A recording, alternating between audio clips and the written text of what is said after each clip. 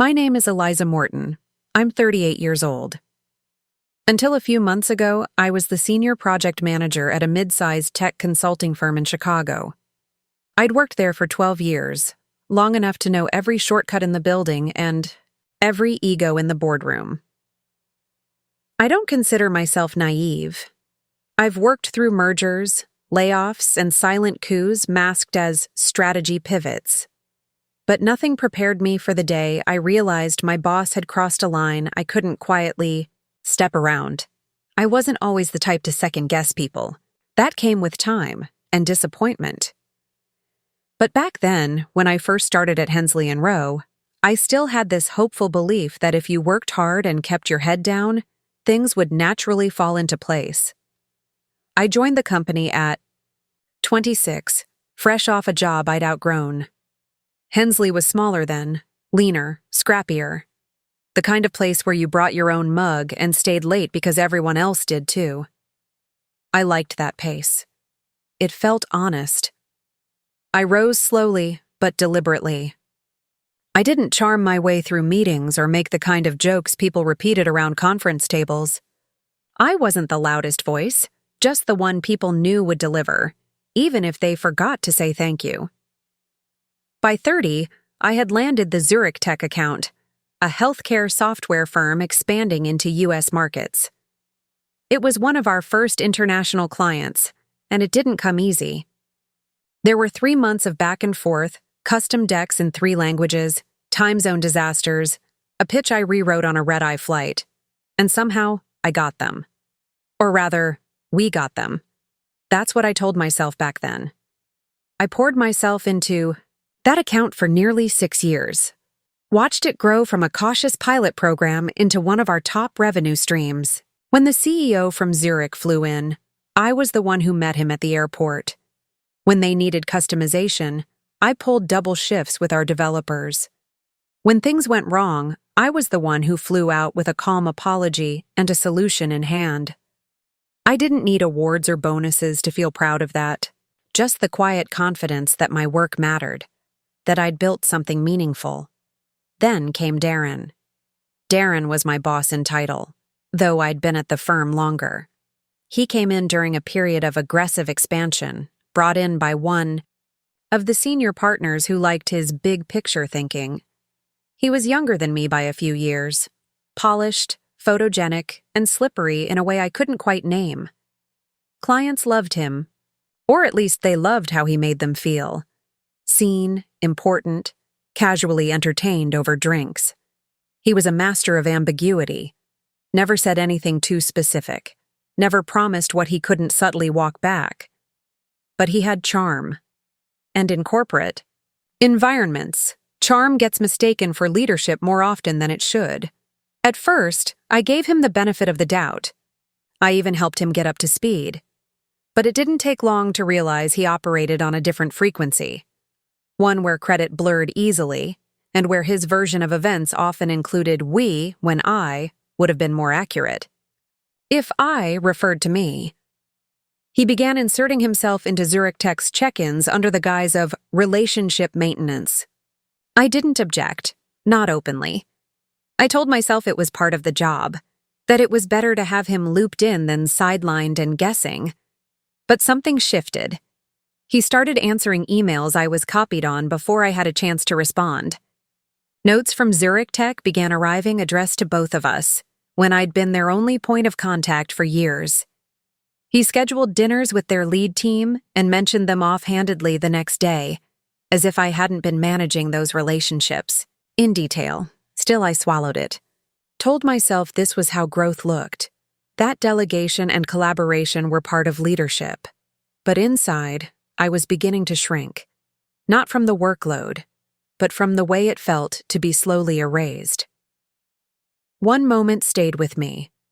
We were in a team meeting, and Zurich Tech had just signed off on a major system upgrade, a complicated implementation that I'd led negotiations for over 3 months. Darren smiled across the table and said, "I knew they'd go for it. They trust the direction we've been pushing." No one looked at me. No one needed to. I felt it, the invisibility creeping in. That kind of slow erasure doesn't happen all at once. It comes in fragments, in missed attributions, in rooms where you're present but not acknowledged, in conversations that start without you. I told myself I was being sensitive, that he was new, that maybe I needed to assert myself more. But there's a quiet grief in watching something you built become someone else's talking point. Still, I didn't stop. I documented everything. Out of habit at first, I've always been the kind of person who keeps detailed notes. Call logs, project timelines, client, feedback, even offhand comments in email threads.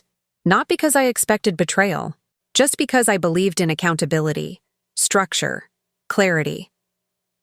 Looking back, maybe some part of me did know, maybe not consciously, not enough to act, but enough to start keeping a separate folder, enough to save call recordings for training purposes, even when no one asked me to. The Zurich Tech account kept growing. We were in talks for a 5-year extension, the kind of deal that anchors a firm's annual forecast. I'd spent weeks putting together the updated proposal, mapping out cross-department integrations, and liaising with their operations team. It was detailed, delicate work, the kind you do with your sleeves rolled up and your ego set aside. Then, the tone began to shift. It was small at first. Delayed responses. Oddly short replies from Zurich's COO, someone I'd worked with easily for years. Then came a missed call that wasn't returned. A vague reference in a meeting to internal. Reassessments. I chalked it up to corporate turnover. It happens. But the silence felt different this time.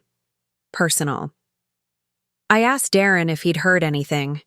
He shrugged, said they were probably just shopping around, as if that were casual. As if losing our largest account wasn't worth his full attention. That was the first time I really studied his face. The way his eyes didn't quite meet mine. The way he reached for his water before answering. And just like that, the unease settled into my bones. Still, I said nothing. That was always the pattern with me. Loyalty stitched too tightly to my sense of responsibility. I stayed calm. I kept working. I double-checked the pitch deck. I reminded myself to act, not react. But inside, something was starting to break loose. A tension I couldn't quite name.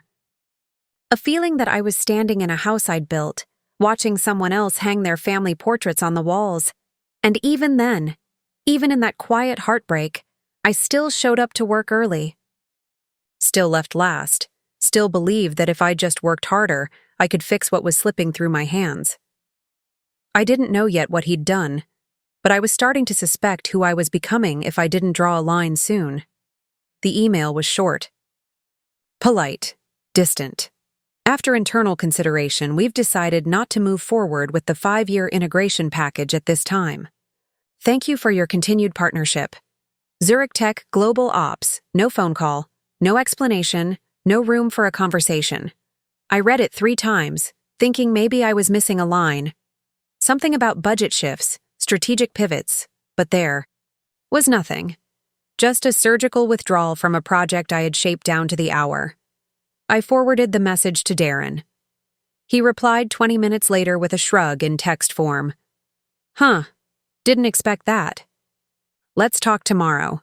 No urgency, no confusion, just calm dismissal. I stared at his message longer than I needed to. It wasn't just what he said, it was how he said it.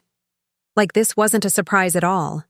Like he already knew, The next few days, I did what I always do. I stayed quiet and started investigating. I looked through our timelines, our proposal versions, client feedback forms. Everything had been going smoothly. If there were concerns, they never made it to me. That wasn't just unusual, it was impossible. Zurich Tech had always been hands-on.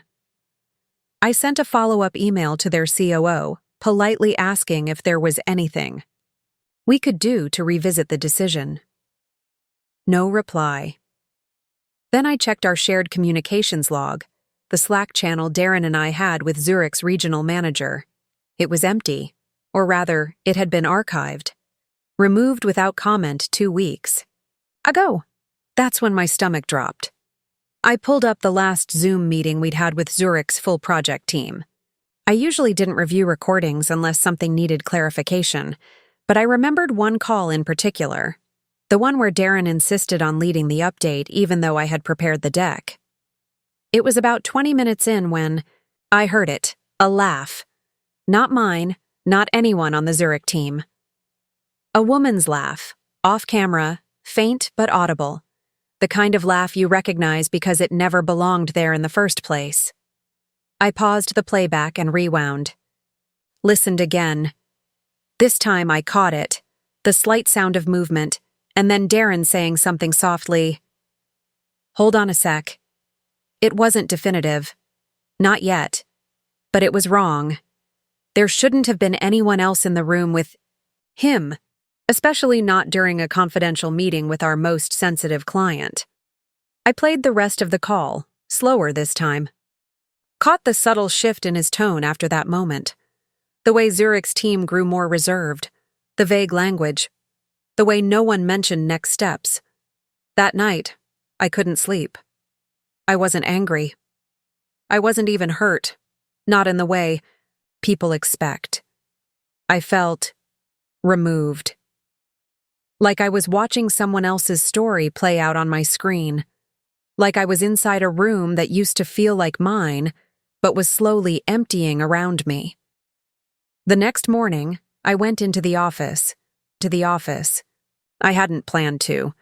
Most of us worked hybrid, and I usually stayed home midweek. But something pulled me there.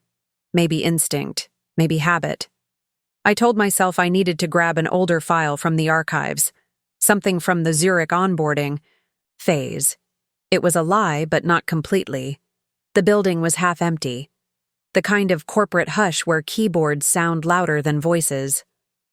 I walked past the glass conference rooms toward the back corridor where Darren had set up his new client-facing space, a corner office he'd maneuvered his way into after just a year. As I turned the corner, I heard it again. The laugh. But this time, it wasn't from a recording. It was from inside his office. I froze. It was the same voice from the Zoom call, and it didn't belong to anyone on our team. There was a low murmur of conversation, a pause, and then the unmistakable sound of the Zurich regional manager's voice. She was there, in person, laughing with him, in our building. I stepped back slowly and stood in the hallway, just out of view. I didn't need to hear more. My heart wasn't racing. It was slowing down, steady, detached. The way you feel when confirmation replaces suspicion. I left the hallway without making a sound. I didn't confront him. I didn't knock. I didn't cry in the elevator. Instead, I went back to my desk, opened my files, and began compiling. I started with Slack transcripts, the ones I had saved before the channel was deleted. Then emails, filtered by date, sender, subject. I dug through our Zoom logs and copied the meeting with the laugh, saved the timestamps, took screenshots, pulled the project proposal documents I had authored, noting which versions Darren had altered post-submission. It took 3 days. By the end of it, I had a folder. Clean. Organized. Labeled by date. There was no dramatics, no diary entry, no explosive realization. Just facts. It wasn't just that Darren had crossed a professional line with a client. It was how he used access to that relationship, the one I had built, to serve his own advancement. To chip away at the trust I'd nurtured for years. To make space for himself in rooms I had opened. He hadn't stolen Zurich tech from the company. He had stolen it from me. That was the betrayal, and I knew exactly what to do with it. I waited until Friday afternoon.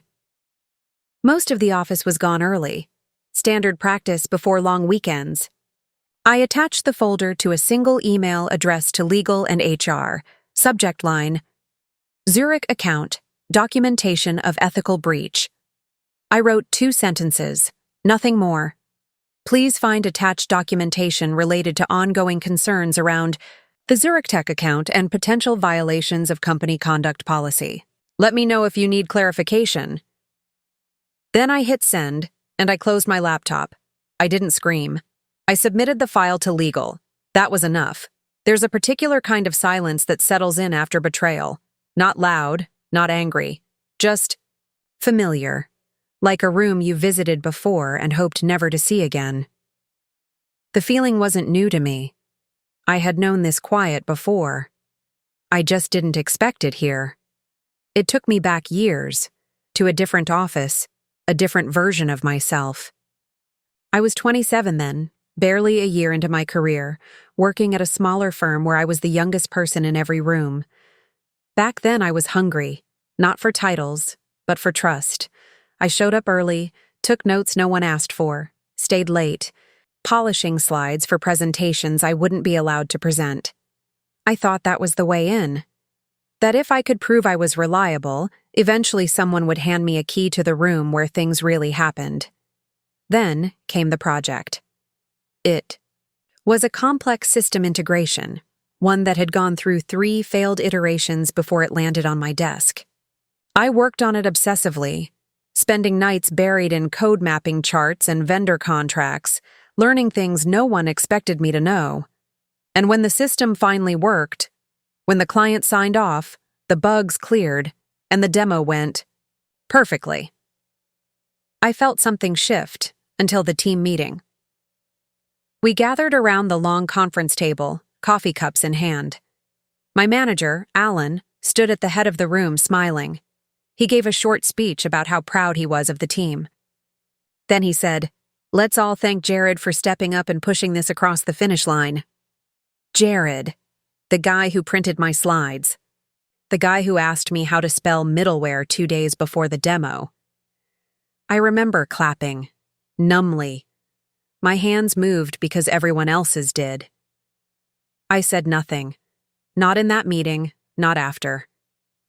I went back to my desk, opened my folder of notes, the version histories, the emails, the logs, and then I closed it again. That was the first time I realized truth alone doesn't protect you.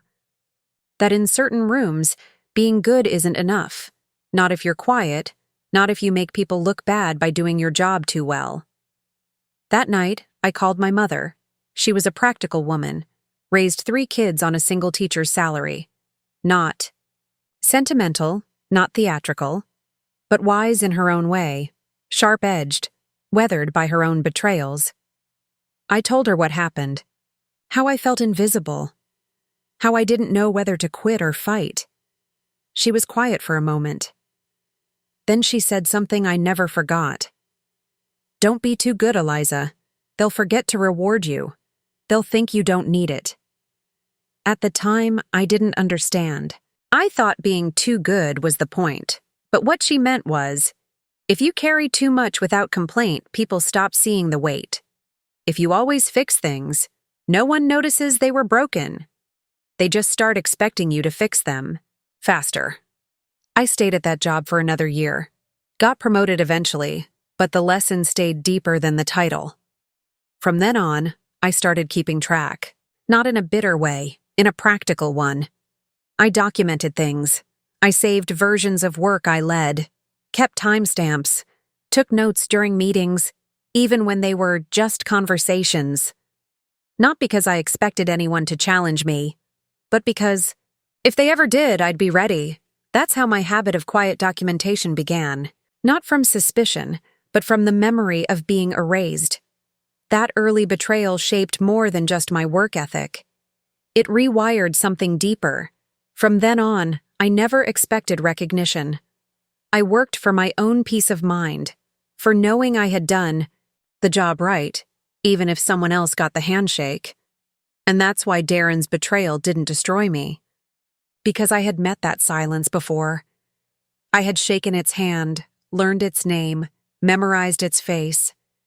But this time, I didn't swallow it. I didn't stay behind in the room where credit disappeared and silence replaced truth. This time, I walked. On the Monday after I sent the file, the silence felt different. It wasn't the usual background hum of a workplace caught between meetings and deadlines. It was pointed, stretched thin, like everyone had suddenly remembered the volume of their own shoes on tile. No one said anything directly, not at first. But by mid-morning, I noticed the legal team's assistant making back-to-back trips to the HR wing. One of them made eye contact with me in the break room and quickly looked away. By Wednesday, Darren's calendar was blocked out with a cryptic, "internal review." He stopped showing up on calls. My inbox, once filled with "let's circle back" and quick alignment notes from him, went quiet. No text check-ins, no damage control, just absence. It was the most honest thing he'd done in weeks. 2 days later, I was called into HR. It wasn't dramatic, no raised voices, no accusations. Just a softly lit room, 2 chairs, and a printed copy of the folder I'd submitted, color-coded tabs and all. They asked questions carefully, as if I might break. I didn't. I answered everything calmly. I didn't speculate. I didn't embellish. I stuck to what I knew, what I could prove. Dates, emails, meeting minutes, voice snippets. At the end of the meeting, the HR director folded her hands and said, "You've been very clear." I nodded once. That was the point. Later that day, Darren approached me in the hallway. He looked like he hadn't slept. His shirt was slightly wrinkled, a small but telling detail for someone who once prided himself on being unbothered. He smiled the way some people do when they're trying to unmake the truth. "Hey, Eliza, can we chat for a sec?" I didn't stop walking. If this is about Zurich Tech, everything I know is in the folder. I watched the smile drop from his face like it had finally run out of places to hide. He tried once more, quieter. "You didn't have to go through legal first." I turned. To him then, just briefly. Just long enough to let him hear it. "You didn't have to be in that room with her. He didn't respond. The investigation lasted 2 weeks. Zurich Tech was contacted separately. Their legal department was looped in. There were NDAs involved, likely breached. Conflict of interest protocols triggered. Whispers of internal audits. Was never told the full outcome. But I didn't need to be, because one morning, Darren's nameplate was gone. His office door stood open, empty. A thin layer of dust where his stack of business books used to sit. No announcement, no farewell email, just absence. Again, the most honest gesture he had. That afternoon, I was called into a different meeting. This time with the head of IR, strategic growth, and a senior partner I'd barely spoken to in a year. They were gracious. Complimentary even. Told me I'd handled things with admirable restraint, that the firm needed more people with my kind of clarity. Then they offered me a transition, a new division, independent oversight, more resources, more, say, a quiet way of saying, "We see you now." I sat there, listening. I thought about the hours I'd spent building something solid under someone else's shadow. I thought about how many times I'd edited a proposal, only to have someone else present it. I thought about the glass conference room I was once proud to sit in, and how cold it had felt in the weeks before it all broke. And I thought about the drawer in my desk, the one I kept locked, even though no one else touched my things. Inside, it were 12 years of scribbled notes, printed drafts, backup drives, and a single envelope with my mother's handwriting on it. "Don't be too good. They'll forget to reward you." I smiled, just slightly.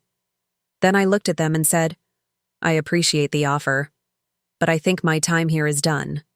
They blinked, caught off guard. One of them stammered something about reconsideration, transition planning, keeping the talent we've invested in. I nodded politely. "I've already given you the best of me, and the rest of me deserves something different." That night, I stayed late at the office. Not to work, to pack. It wasn't sad. It wasn't triumphant either. It was clean. I boxed up my books, unplugged the photo frame I rarely updated, and slipped the envelope from my drawer into my coat pocket. I didn't write a goodbye email.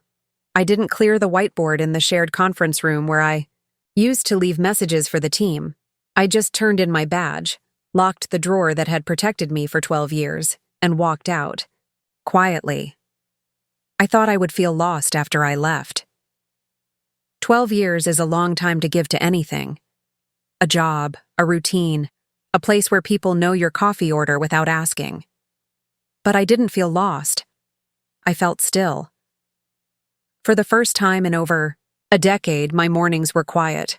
No email alerts by 6:15, no back-to-back check-ins. Just sunlight on the kitchen floor and the slow rediscovery of my own breath. I gave myself space. Time. A few months to do absolutely nothing productive, which, ironically, turned out to be the most productive thing I'd done in years. Took a trip up the coast. No itinerary, no spreadsheet, no deliverables. I drove with the windows down and stopped at small towns where no one knew my name. I read books cover to cover without taking notes. I ate breakfast slowly, without planning lunch in my head. And in that quiet, something inside me softened, like an old knot finally releasing. Eventually, I started consulting. Quietly. Nothing flashy. Just one client at a time. People who respected my time, who valued integrity over performance theater. I didn't miss the firm. Not really. What I missed was what I'd thought it could be. The version of it I built in my head and tried to live inside, even when it didn't exist. A year passed. One afternoon, I got a message on LinkedIn, polite, professional, from Zurich Tech. They were reevaluating their U.S. partnerships, wanted to explore a potential independent contract outside the structure of a firm. Would you be open to a conversation? I stared at the message longer than I expected to, not because I didn't know the answer, but because I wanted to be sure. The reason was right, I replied. I appreciate you reaching out.